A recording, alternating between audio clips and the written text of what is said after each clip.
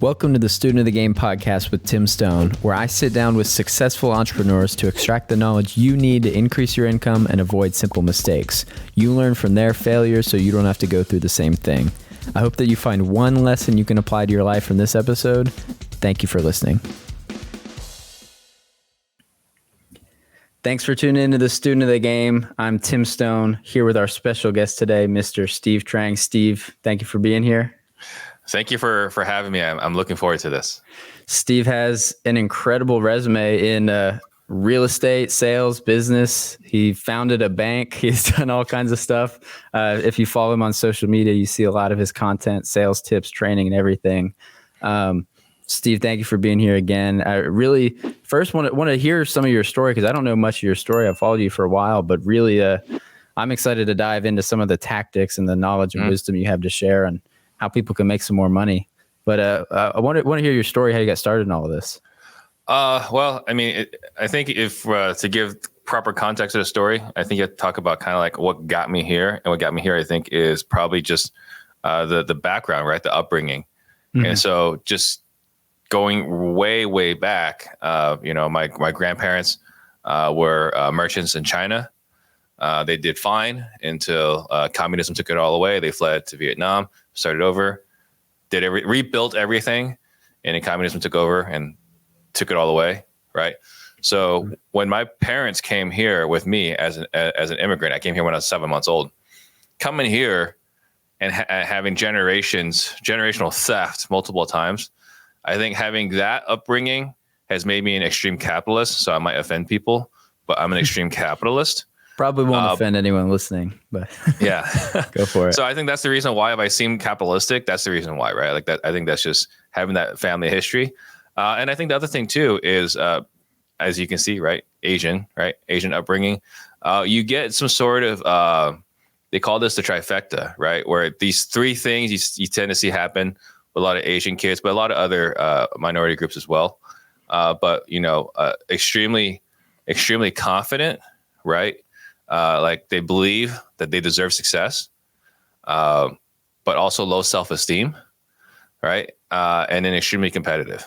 Like those are the three things that generally happen with the programming of growing up in an Asian family. And like I said, also Mormon, Jewish, Nigerian, like it's Middle Eastern. Like there's all other demographics happen the same thing as well.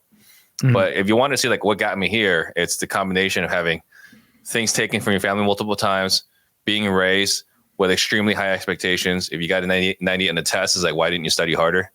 That's that's the upbringing that I've had. And then translate all of that, then eventually I get into real estate, get into sales.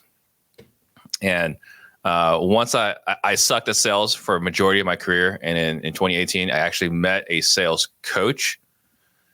And that transformed me from being a below average salesperson. I started off as a horrific salesperson. That brought me from being a below average salesperson to who I am today, having a sales coach to help you actually learn to do sales the right way. Mm. And what was it you were selling? Because I hear pretty often like the average salesperson makes, I don't know what but it's something like $30,000, $40,000 a year in commission. It's not very good. Might even be less. Most, I think they were saying like the average realtor makes like 30, 40K a year. It's pretty horrendous, right? So I was in real estate. So for the longest time, I was a realtor. And being a realtor, I did better than those average numbers.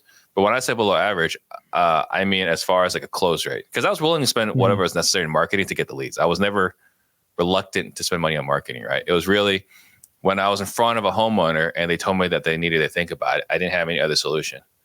I was like, okay, well, you need to think about it. I guess you need to think about it, right? Because I didn't want to come across as a pushy salesperson. Exactly. And that's what hampered me. And now think about it is like a non-issue. Just walk right over that objection. Mm-hmm.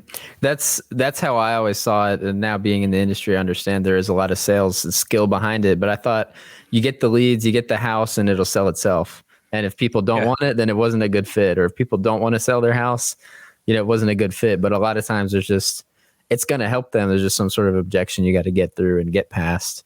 Mm-hmm. So who was that sales trainer? Like, what was the reason that was so huge for you to run into a sales trainer? And I would say the biggest thing was you hear like most sales, it's I don't know. It's like ethereal. It's amorphous, right? They don't really help you put it all together. So like you read some books to say find pain, right? Hey, if they got pain, then for sure, like they're going to sell, right? But then they don't give you the tactics, how to properly find pain, right? So I think that's one thing.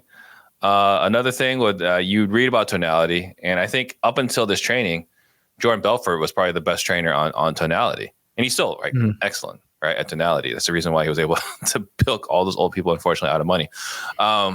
So like he's done a good job of teaching tonality, but even then, his training is somewhat limited, or the trainings he's put out there is somewhat limited until you hit the big ticket wall. So that's the tonality component. There's not a lot talking about seeking to understand the other person. You hear this from Dale Carnegie. You hear this from Stephen Covey, right? Seek first to understand before being understood. Be interested, not interesting, right? Like they talk about these things, and it's great.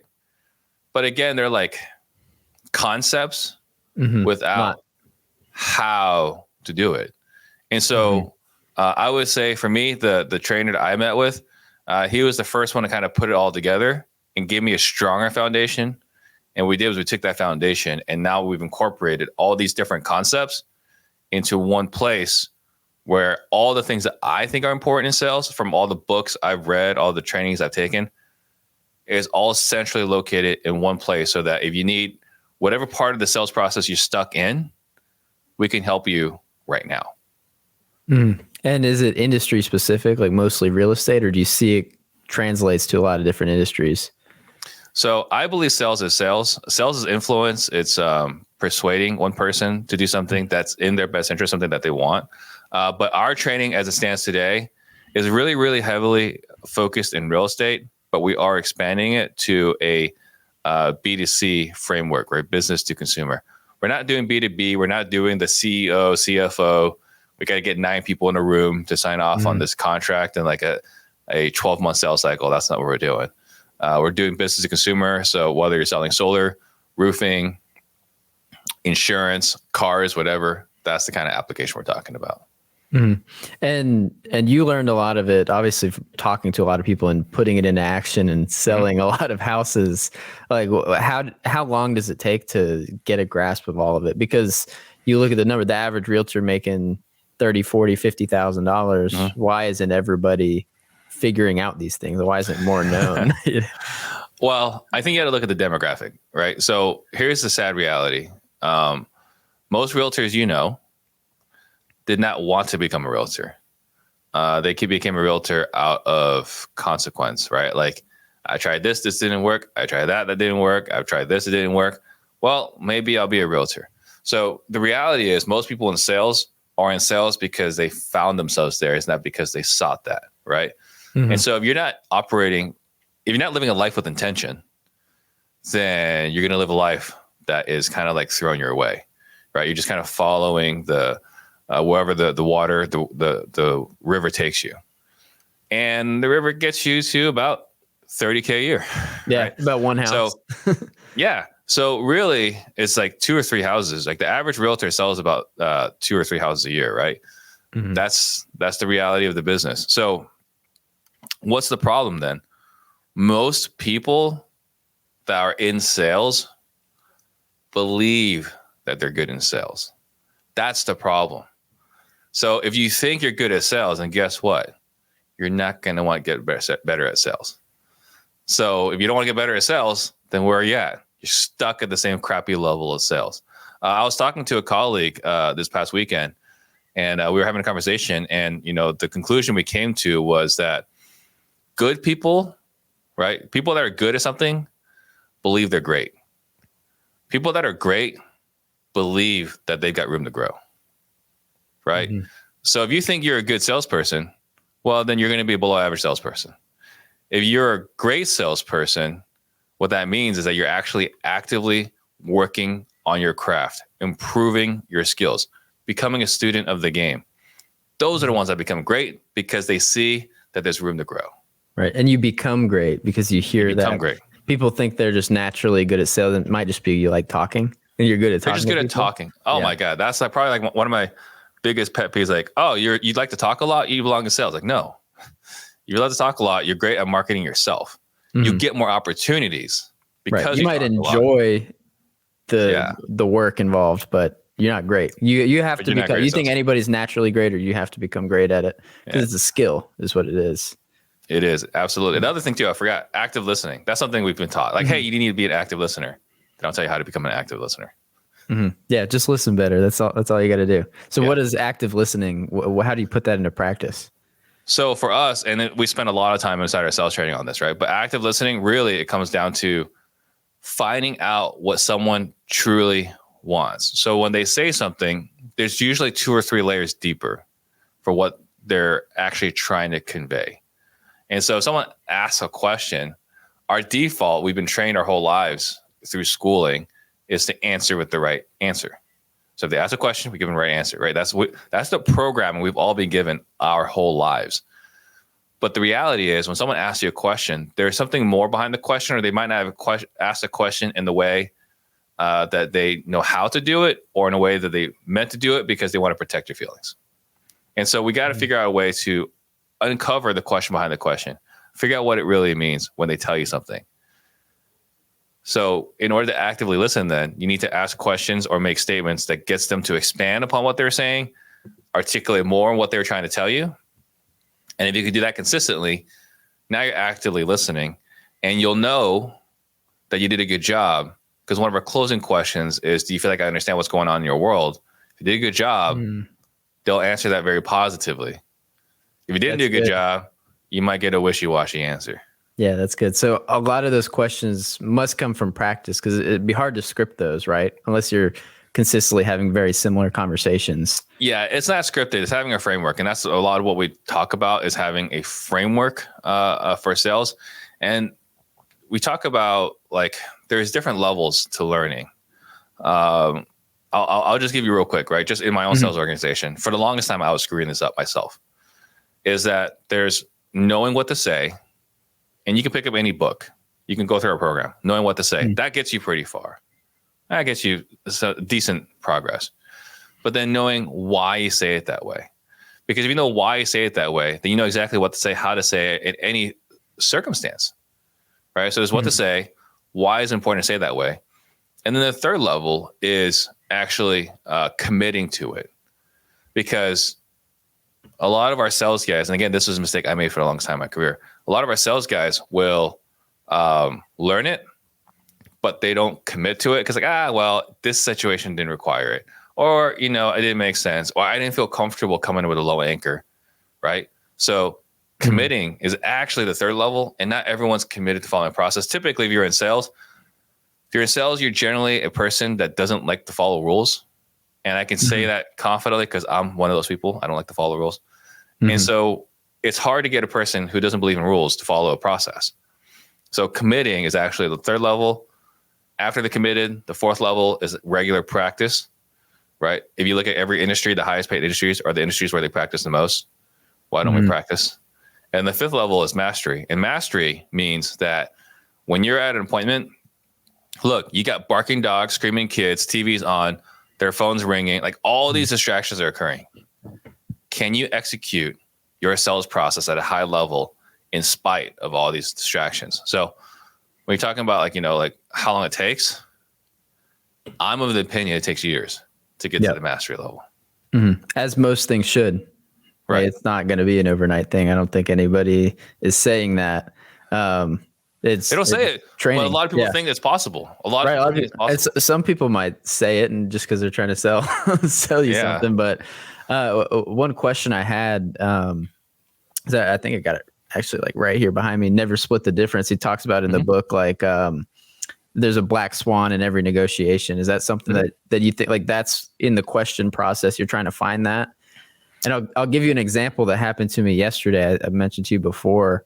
We just got a house under contract, and it was like the perfect situation for a seller finance.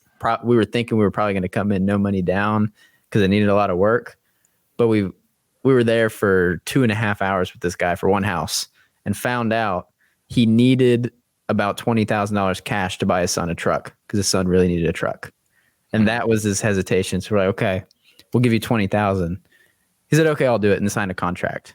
Mm-hmm. So it's like we could have pushed and walked away. We could have, now we've got a deal. We just have to give him $20,000. So it was like I was just watching that happen and learning like there was a black swan there. We just had to find that. It took us way too much time.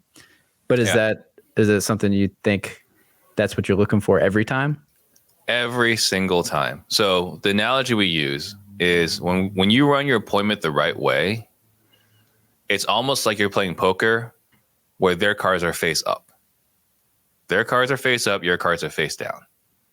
That is, if you ran a 10 out of 10 appointment, you know exactly what's important to them. You know why they're selling, why they need to sell now, how much money they need, what happens if they don't get that amount of money now.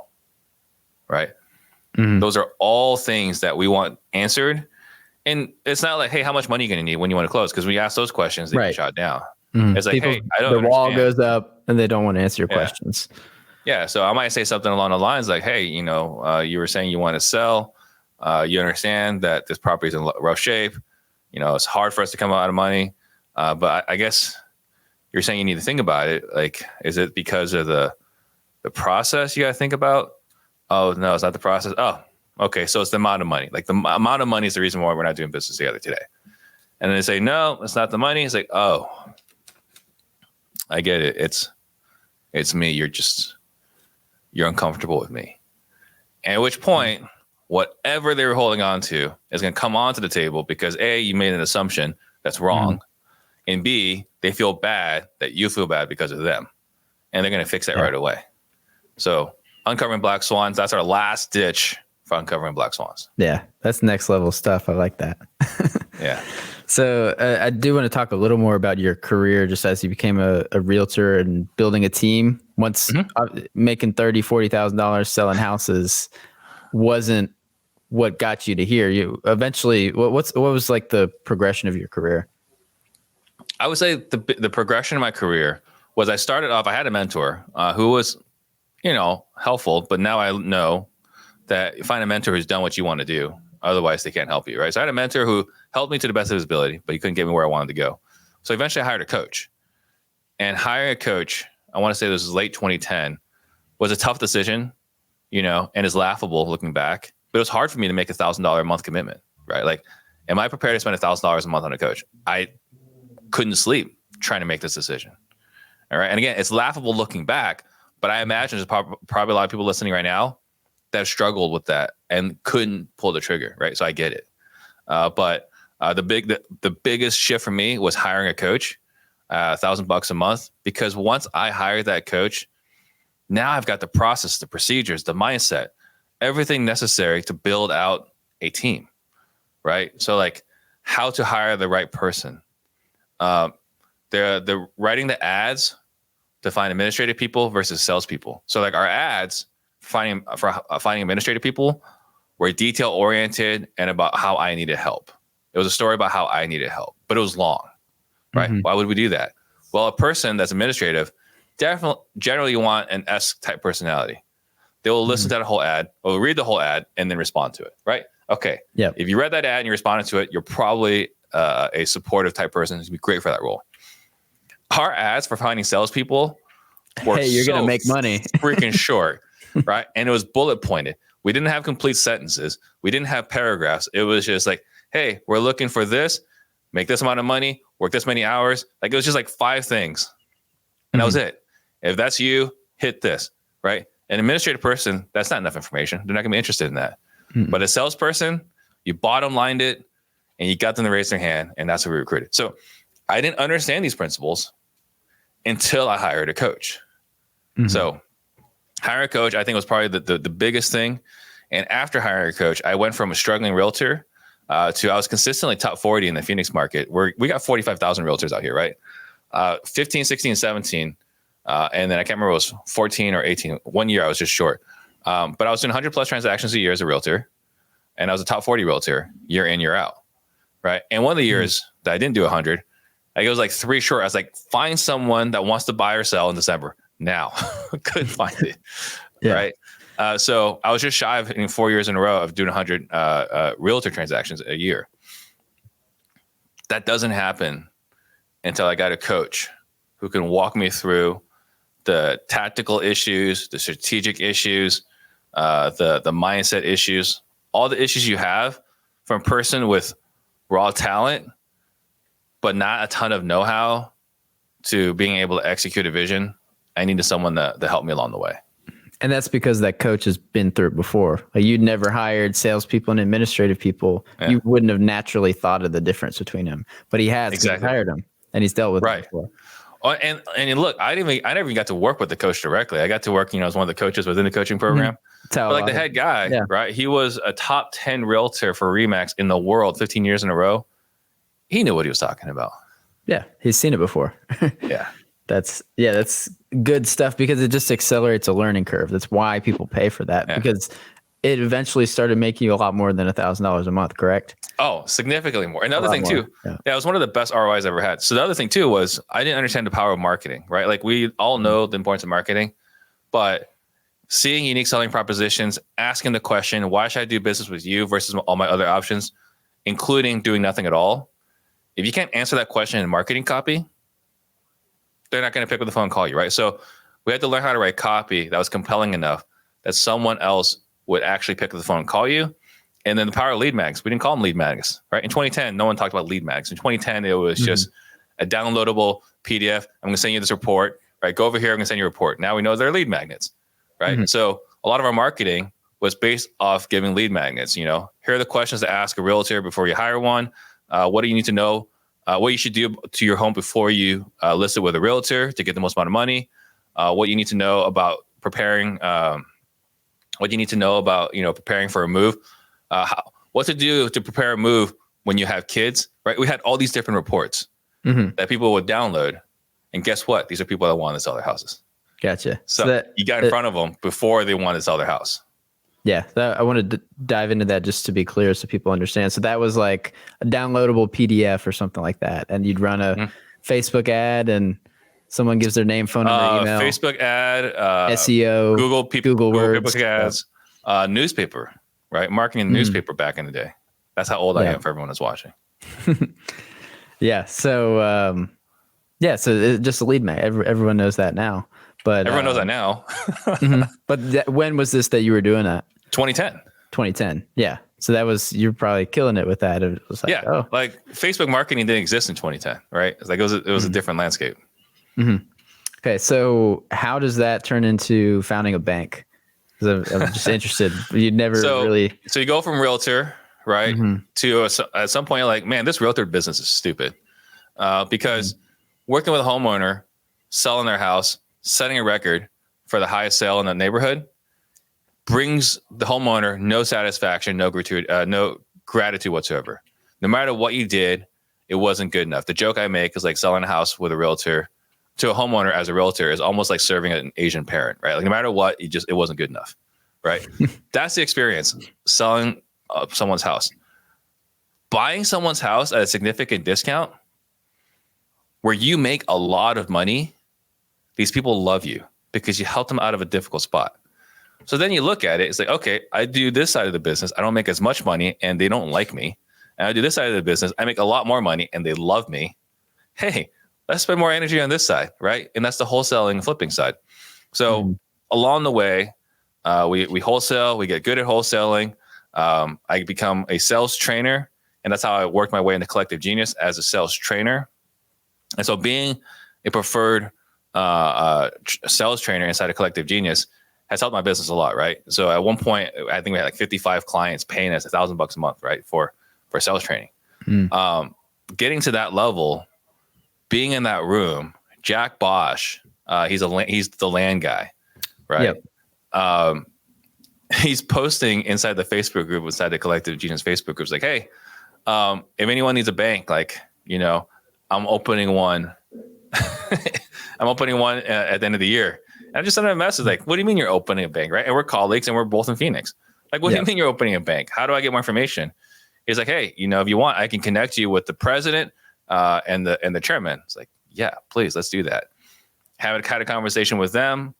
Checked with my buddy who I looked at this guy, the chairman is the chief. He was a chief of staff or assistant chief of staff to a couple of governors for the state of Arizona, and I saw that he served in the state legislature. So I got a buddy who works, at the state legislature, and I call him and say, hey, I'm thinking about investing in a bank. What do you know about this guy? He's like, oh yeah, that's the guy. If anyone has questions about banking, that's the guy. I was like, perfect. So then I hold the meeting, talk to my buddy, and they needed some money to get the bank off the ground. And I was in a very fortunate place in my life where I was able to invest to be a co-founder, not the main founder, but to be a co-founder of the bank. Yeah, that's a cool story. and I think the story is worth, hopefully it's a good investment for you, but I think the story is worth just as much. Yeah. That's awesome. And so getting into the wholesaling, what does that business look like? Because it sounds similar, like you're just helping people sell their houses, but it really is kind of a different business model. Well, I look at, and this is not going to be a popular opinion. I look at wholesalers and realtors as basically the same people, right? Like wholesalers hate realtors, realtors hate wholesalers, right? It's the same thing. For me, I think if you were a third party on the outside looking in, you couldn't tell the difference. For me, it's like the difference between Protestants and Catholics, right? Like if you're in Ireland, do you drink Pepsi or Coke, right? Are you Protestant or Catholic? On the outside looking in, you and me, we go to Ireland today, we can't tell the difference between a Protestant and a Catholic. But man, they know, right? Yeah. Because those small differences cause them to just hate each other. So realtors and wholesalers, we do the same thing. We look for homeowners that want to sell their house. We have transaction coordinators, we have VAs, we have title companies, we have escrow, we deal with funding. We market the property, we market to find homeowners, we market to find buyers. We do all the same things, right? The difference is that wholesalers are looking for people with extremely strong motivation, right? And so it costs more to find those people. Realtors, for the most part, don't want to spend money on marketing. They want to spend as little as possible on marketing. I would say realtors are just focused on the wrong avatar because they could make more money if they focus on the right avatars, if they're willing to spend money on marketing. But again, I think the nuance between a wholesaler and a realtor, they're the same freaking people. Like we can complain that realtors don't answer the phones, but how many bandit signs have you called where they didn't answer the phone? How many times you got an email blast and you called them on the phone, they didn't answer it, right? Like it's when you point one finger out, four fingers point back, right? It's the same exact thing. So for me, it's humorous to hear them complain about each other. It's like, you guys are just brothers and sisters. Yeah. It's just kind of a little bit of a different seller and a little bit of a different buyer, but the fundamentals mostly there. Yeah. Yeah. So then I assume you invest in real estate, buying rental properties to build, personal portfolio and wealth. What has kind of your strategy been there, especially now interest rates being around 8%? Well, I can say right now, I'm not buying anything. Not buying anything right now. Yep. But I will say what I do now is not necessarily what I would prescribe, but it's a function of the damage I got from starting in 2007, right? So I bought my first property in 2005, bought another one in 2006, bought my primary residence in 2006, and I got licensed in real estate in 2007, right? So I got to go through this whole cycle of just things falling apart, right?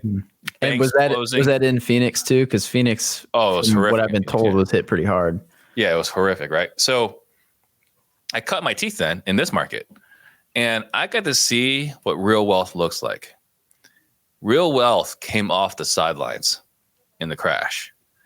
These guys are coming in with proof of funds, millions of dollars, right? I had one client had $18 million, and he was just gobbling up properties. We had guys in Salt Lake, right, combining money to buy assets. And then, right, as I want to say like 10 or 11, Blackstone comes in the market, right? And they're coming in. It's like, hey, I need a proof of funds. The proof of funds was $83 million. Right. Right. So you see what real wealth looks like, and real wealth buys things cash. So again, I can't necessarily prescribe this because this goes against every book, but the properties we have, we own them all free and clear, right? So we don't own as many properties, but man, when things suck, guess who's sleeping pretty good at night? Yep. Steve Trang. Yeah. Yeah. And that's something that is hard to do unless you have a business generating a ton of cash. Is that correct? Yeah. Yeah. Well, I mean, wholesaling and flipping, it's a high cash, it's a high cash business, right? I mean, it's a cash cow if you do it right. Yep. Because there's a lot of people coming in and just, right now creative finance is really popular and it does make a lot of sense. And people are buying sub 2 deals with negative equity, and who knows what's going to happen if anything happens to that. But so what I'll say on that is what I've learned being in business now, like, again, it's like 18 years since I bought my first rental property, which we foreclosed on, by the way. The things I've learned along the way is that it's not so much about accumulating wealth as fast as possible as it is in making sure you never have to hit the reset button. Right. So like the things I worry about, again, take it for what it's worth. I'm an older guy. From what I've seen, when things go bad and you have to hit the reset button, you don't actually even reset at zero. You reset past zero, because now you got to make up. If things go really bad, you got to make up for not just the loss of money that you had. You got to make up money to pay back some past debt, but you also got to repair your relationship and reputations, right? If you're borrowing money and you lost someone's money, you got to redo that. You got to fix that. And your reputation, right? Like if you go back, it's like, hey, I got all these doors. Let's say you got 20 doors with negative equity.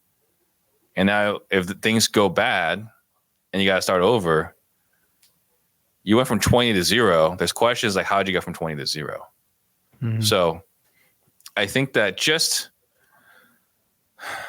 I know it's not a popular opinion, but I think it's just be careful getting skinnier deals with less equity or no equity and tighter cash flow.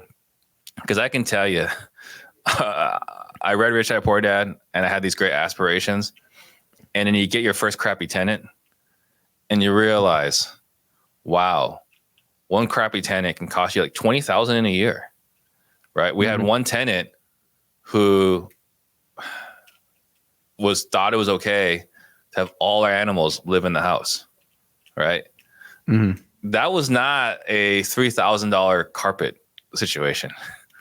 That was, you replaced the subfloors, the walls are messed up, the air vents. Yeah, I think it was $20,000 to get the house back in rentable condition, right? So like for everyone, if you're cash flowing $200 a month, that's 7-8 years of cash flow right there.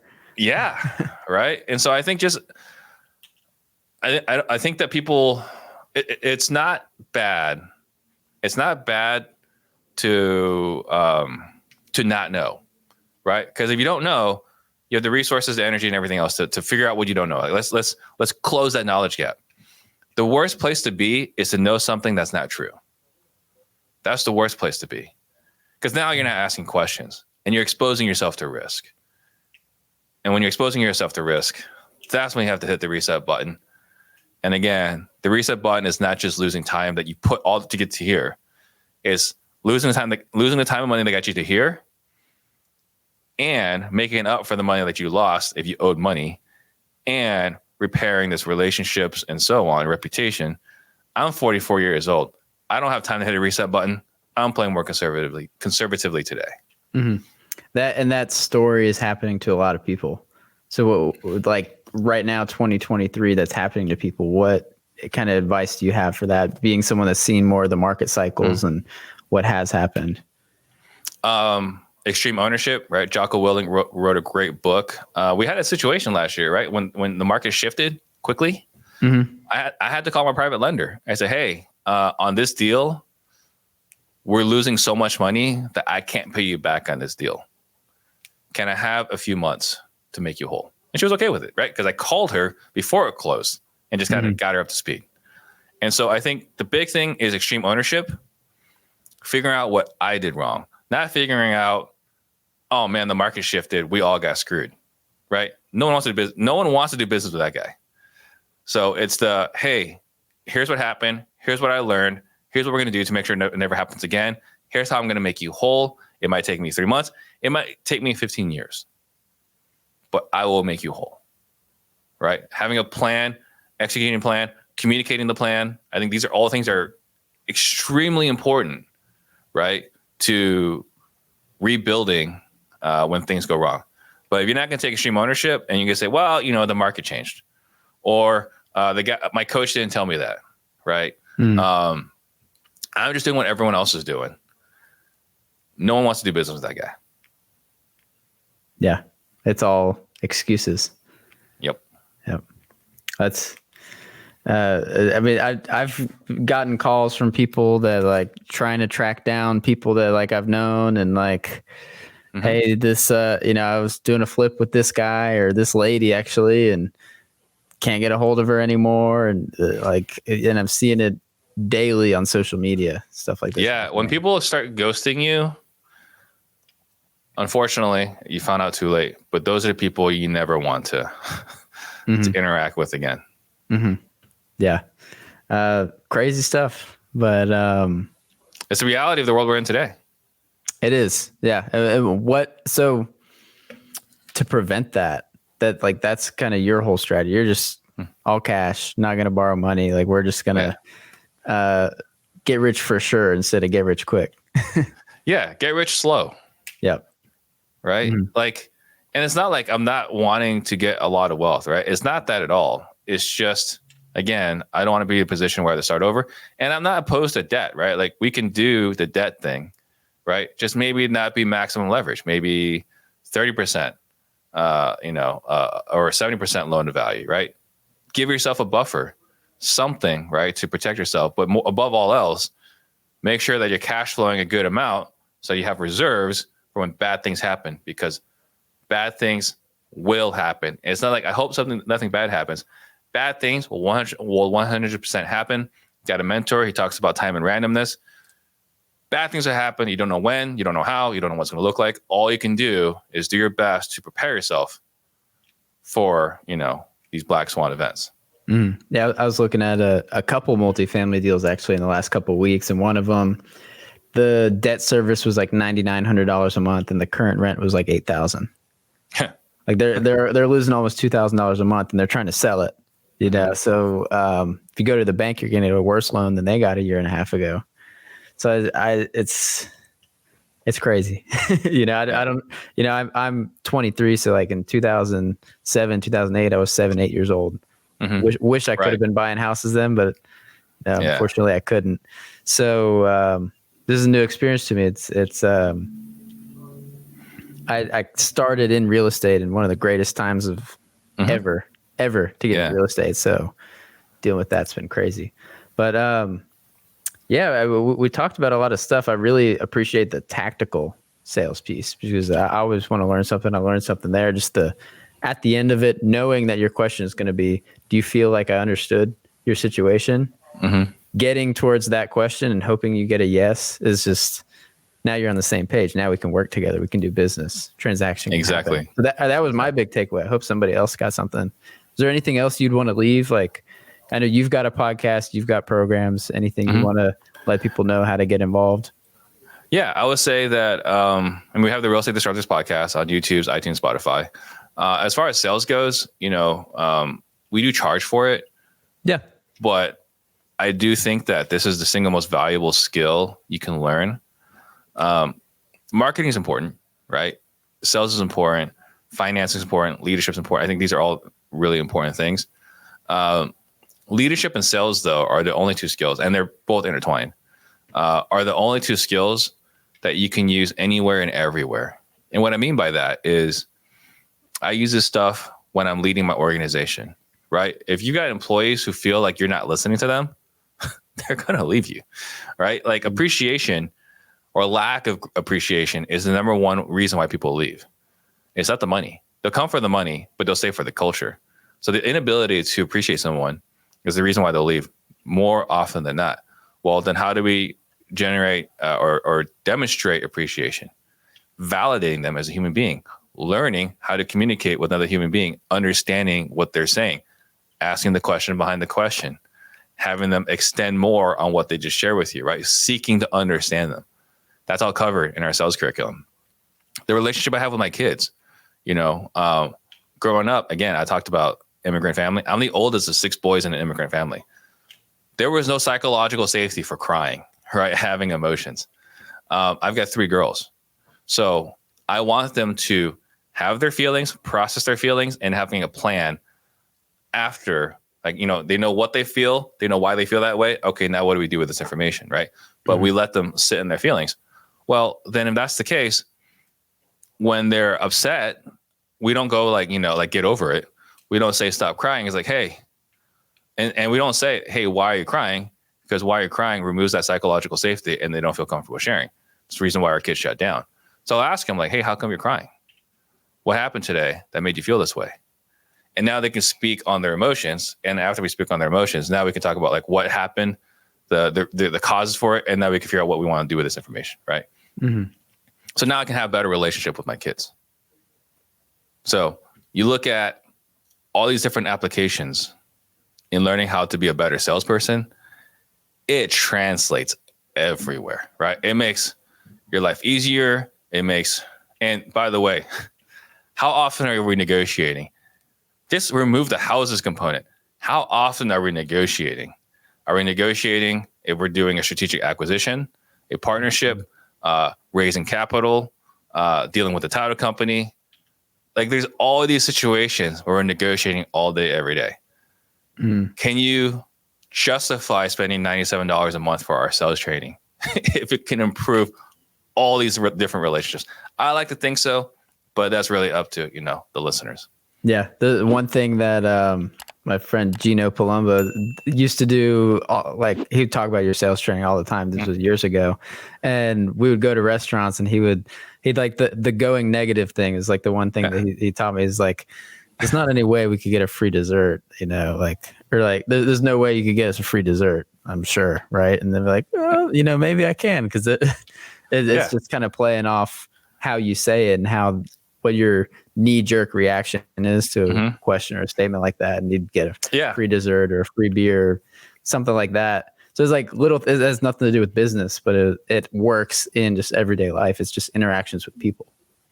Yeah, we had a guy, Mike, and he's a taller guy, and he never pays for the emergency exit row. He just always tells them how they can't do that for him for free. And he'd be like, oh, man, I didn't know, and blah, blah. And he said more often than not, he got a free upgrade to the emergency exit row, so he had more leg room. Wow. He's like, yeah, you couldn't give me that upgrade. I know. I'm really tall. I didn't pay for it. And they're like, oh, yeah, I could do that. It's empty. It's just a click. So, it's crazy how effective it is. It has nothing to do with business, but it can make your life better in a lot of different ways. So I think we can end it there. It's been a packed episode. Truly, I really appreciate everything you've had to share and the time. Where can people hear more about you and get in touch?